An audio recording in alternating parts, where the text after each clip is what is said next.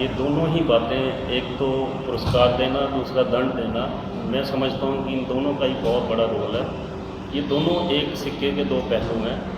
और जहाँ बच्चों की प्रोग्रेस की बात की जाए तो वहाँ पुरस्कार जो है एक उनके लिए वरदान साबित होता है। क्लासरूम में भी हम पुरस्कार दे सकते हैं, बहुत शिक्षा के आगे जा रहे बच्चों उनके लिए भी दे सकते हैं, बहुत पढ़ाई में आगे होते हैं, बहुत गेम्स में भी, कुछ खेलने कूदने में, कुछ डिसिप्लिन में, कुछ की ड्रेस बहुत अच्छी होती है।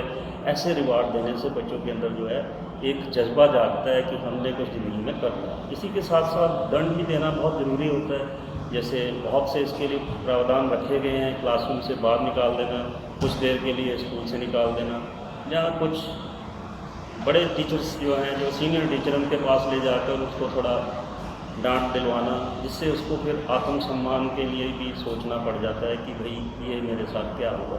तो दोनों अगर बैलेंस होकर चलेंगे तो मैं समझता हूँ कि शिक्षा का स्तर जो है उठाया जा सकता है और अनुशासन भी जो है स्कूल का बहुत ही बेहतरीन होगा।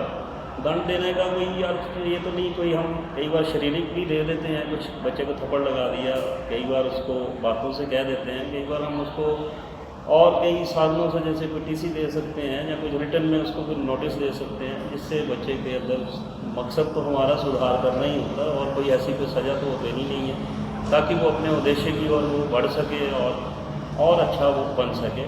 और जहाँ वो थोड़ा शरारतों में था, कहीं उसको डिसिप्लिन नहीं मिल रहा था, तो अब वो क्या है कि पुरस्कार मिलने के लिए भी वो आगे आएगा, उसको प्रोत्साहन मिलेगा कि मुझे जो है सराहा जा रहा है और मैं भी कुछ जो है कर सकता हूँ। इसलिए मैं समझता हूँ दोनों को बैलेंस कर ही चलना चाहिए। और अगर दंड दिया जाता है तो फिर बाकियों को भी इसकी बारे में आभास हो जाता है कि भाई मुझे ध्यान रखना चाहिए, मैं भी अच्छा बन सकता हूँ। बेसिकली तो सभी लोग यहाँ अच्छा बनने ही आए होते हैं और अच्छा बनना भी चाहिए। अगर और अच्छे हैं तो और अच्छे बनते चले जाओ, कमी है तो उसको सज़ा ना समझें, उसको अच्छा समझकर अपने अंदर परिवर्तन लाएं।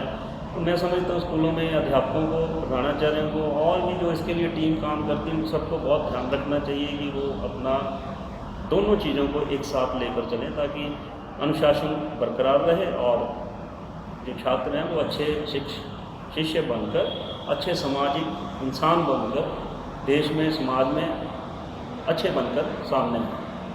और यही एक उद्देश्य होता है इसके लिए कि पुरस्कार मिलने ही चाहिए और दंड भी जरूर साथ में बना रहना चाहिए। ऐसा ना हो कि फिर कोई डिसिप्लिन ही नज़र आए। धन्यवाद।